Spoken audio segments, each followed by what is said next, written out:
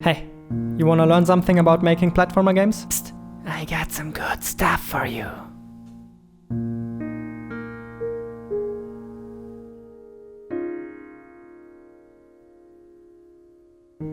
Okay, so today I'm playing Branched, which is a game submitted by a longtime viewer of this channel, Wrecking Dan.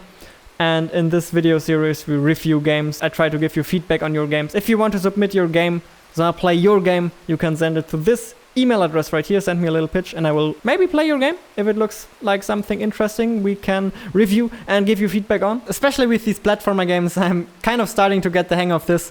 I'm getting a lot of 2D platformer games. And I feel like at this point I'm pretty much able to tell what your game is missing basically compared to the other games I've played. All of the feedback I'm about to give is still subjective, but that's the way feedback always is. It's always subjective. And I really hope everybody who's interested in making a platformer game will get something out of this. So without further ado, let's get right into it. Honestly, the negatives are the fun part. That's where all of the meat is, the precious feedback. But some things stood out really positively in this game, so I want to highlight them. For once, it has really good pacing at the beginning from a gameplay perspective, so there's quite a bit of text you need to click through, but not too much, not too little. You get a bit of story, a bit of background, you kind of get a feel for the game right away. Unfortunately, I can't show you the sounds because I think the music's copyrighted. Maybe I can show you a little bit. Listen to this.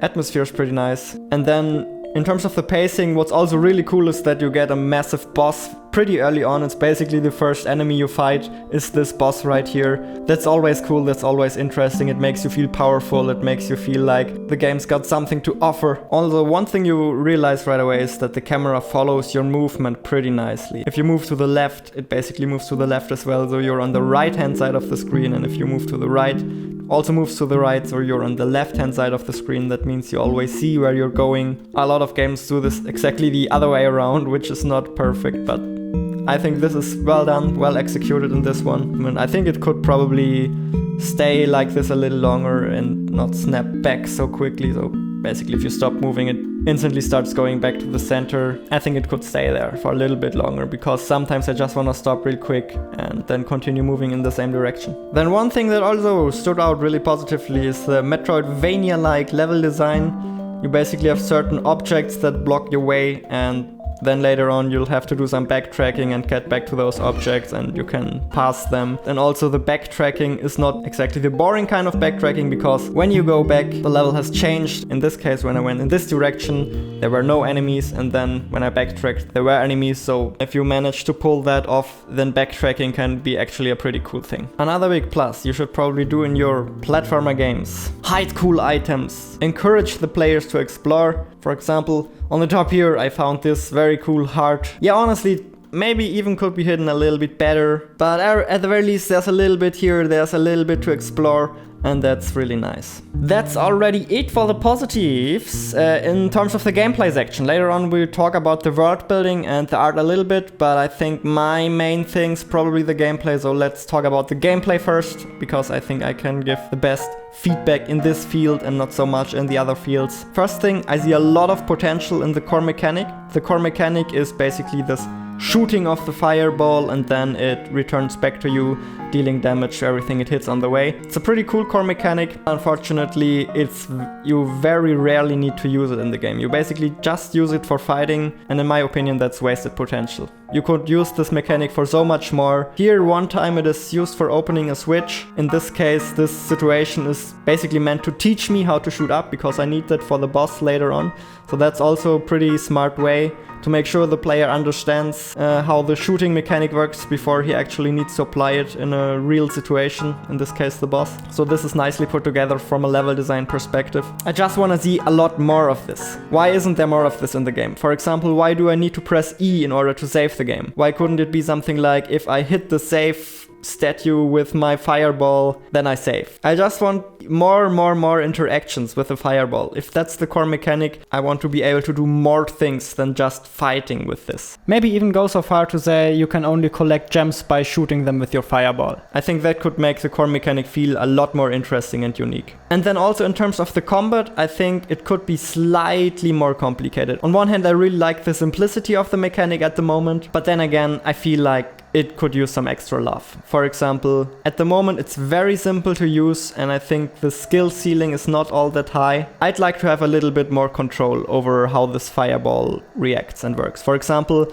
why doesn't it continue flying until I release the button so I can choose which distance I want it to cover? Or maybe when I hit the button again it explodes. Or maybe if I hit the button again it comes back to me. Or maybe if I hit the button again I teleport to the fireball. And just want to see something like this, something that makes it a little harder to use, gives it a little higher skill ceiling and makes it a bit more interesting and a bit more unique. That could be really cool. Also, this doesn't need to be in the game right from the beginning. You can introduce stuff like this later on. You can keep making the mechanic more and more complex as the game progresses. Because yeah, you probably don't want to overwhelm the player with that sort of stuff too early on. Nonetheless, I'd definitely add a bit more complexity to the core mechanic. Not necessarily complexity, but a bit of depth, and I think that requires a little bit more complexity. Then honestly, the enemy variety and the level design felt a little boring just because there's not enough variety. There are very long passages where you just fight against the same two enemies.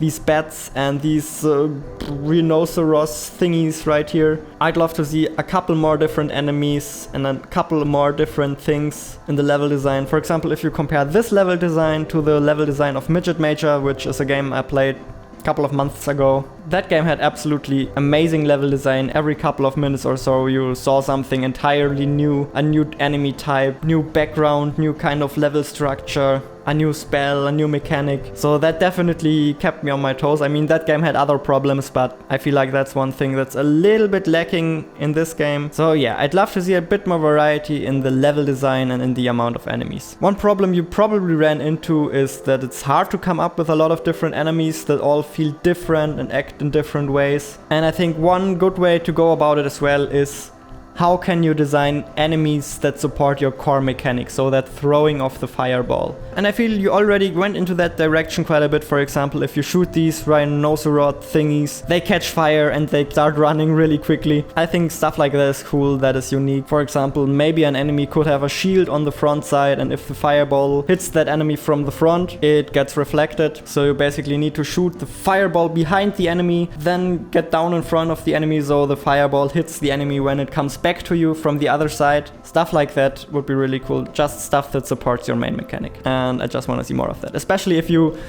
decide to make your core mechanic a bit more complicated, this could open up a lot of new options in the enemy design. Also, one thing I'm a little bit worried about is maybe don't design the enemies in a way so they punish you for attacking them.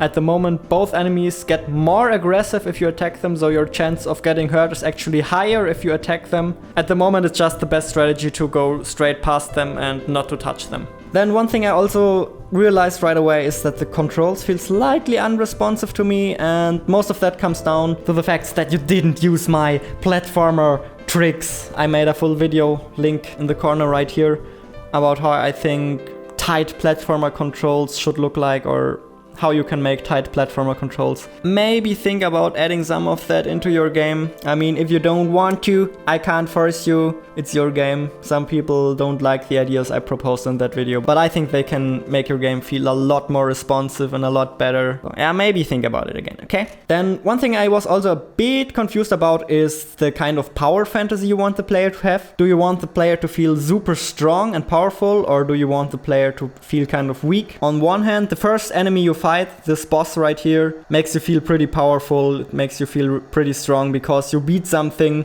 pretty powerful and pretty strong. And then on the other hand, all of the other enemies you beat make you feel kind of weak in a way, because you don't destroy anything when you hit them. If you hit these rhinoceros thingies, they're not destroyed, they just keep running, they're still dangerous, and it doesn't really give you a great power fantasy. And same goes for these bats. If you hit them once, they don't disappear, they just come chasing at you, and I never managed to beat a bat after that. They always hit me and dealt damage to me, and that definitely didn't give me any kind of power fantasies. It's just that conflict. The normal enemies don't give me the power fantasy because they don't die when I hit them. And then on the other hand, the boss gave me a cool power fantasy because it felt like I was fighting something really powerful and managed to pull that victory off. And then, you know, something like a bat feels like something that should be a lot weaker, but I still can't beat it, so that doesn't feel great for me. What I would do is add a lot more enemies that are a lot easier to kill, just to give me more of that power fantasy and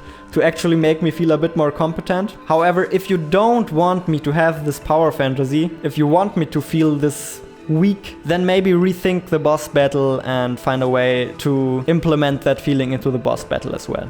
So that was just kind of this conflict I was struggling here. It didn't really feel consistent. I didn't really know what you were going for. Then once again, something I criticize pretty often, because I value my time, is checkpoint placement. I mean, for some people it might not be that big of a deal, but for me personally it definitely is. There's a huge section here where there are no checkpoints, and it's super frustrating if you go down because you basically have to replay multiple screens to get back where you lost. Then another thing that makes your gameplay balancing feel a little inconsistent at the moment is that the enemies deal very little damage to you. So basically if a bat hits you or one of these rhinoceros thingies hits you, that doesn't deal a lot of damage to you. You know, on the one hand, you make it really hard by making the enemies hard, but then on the other hand, you make it pretty easy by making the enemies deal very little damage. And this way you just get hit all the time, but it doesn't matter because they deal so little damage, and that just feels a little bit weird and inconsistent. Maybe make the enemies deal a bit more damage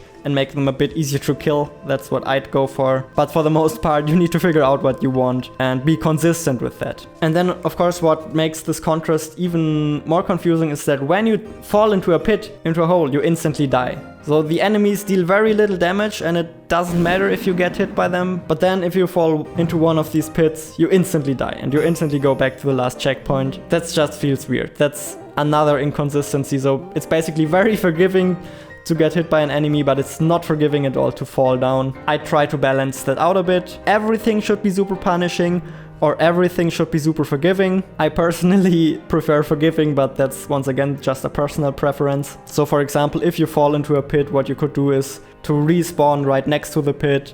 If that's too complicated to code, then you could also catapult the player back up again and you could lose a couple of HP or something like that. In my opinion, that would feel a lot better. So now that we got the gameplay out of the way, I'd like to talk about the world building. And with world building, I mean the universe, the story, the graphics, and how all of that ties together. Once again, let's start with the positives. It's a very atmospheric start. It invokes a lot of feelings. I think the text in the opening sequence looks really nice and really good. Even better than in those text boxes right here. Maybe consider using this style instead of this style. Then obviously one thing we've gotta appreciate is the graphics. All that amazing details, the posters, the background, everything looks super nice. It's very nice pixel art. You can see that it's not downloaded from the asset store or anything, it's definitely handcrafted. And then what I also really like is that it has a lot of custom assets in it. For example, this castle thingy here, this tree, which is actually a slot machine, little ruin pieces. A lot of custom designed asset, and it makes the world feel a lot more alive. I'd love to see even more of that. With stuff like that, it's really the more the better. This kind of environmental storytelling is absolutely amazing. Just pack the levels full with this stuff as much as you possibly can. But even if it stays just like this, it's already really cool environmental storytelling. And then another big plus is I think you have very memorable and sympathetic characters. It almost reminded me of Undertale, this penguin, this bird. The main characters, obviously, I mean, look at the main characters. All of those character designs are absolutely awesome. And yeah, combine that with the fact that they have these funny talking noises, just like in Undertale. I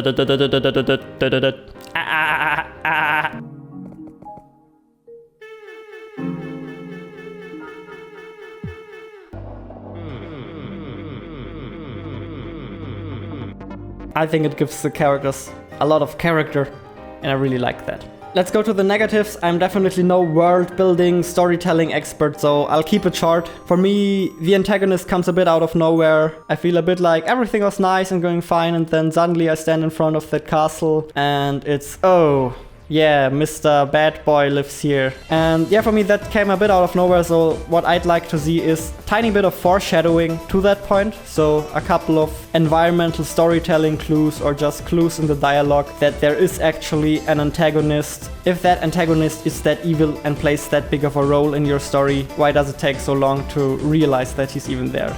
You know what I mean? I feel like his presence should be apparent a little earlier on. That could also help to make the players a bit more curious to what's going on and help to keep them engaged. So yeah, maybe a bit of foreshadowing, that's what I'm suggesting. Then the sound of the fire spirit, your companion.